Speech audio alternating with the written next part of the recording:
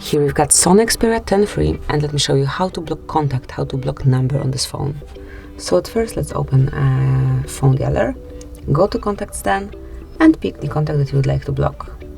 Now tap on more icon and select block numbers. And if you'd like to block this particular contact, just tap on block. And that's it. From now on, Monkey will not be able to reach you. Anyhow, like, you'll not receive neither call nor messages from this number, but whenever you'd like to unblock it, just tap on more and select unblock numbers and confirm that you would like to unblock Monkey. So let's go back. Then you can also tap on more icon and go to settings to set some general rules. So just tap on block numbers, and here you can block all numbers which are not in contacts. You can block all private callers, you can block all unknown callers, and also you can add manually some numbers. So just tap on add a number and provide it manually by yourself. Tap on block then.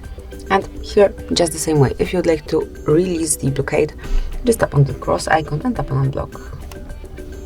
And here, obviously, just by tapping you can turn it on, and by clicking again you can switch the blockade off. And that would be all. This is it.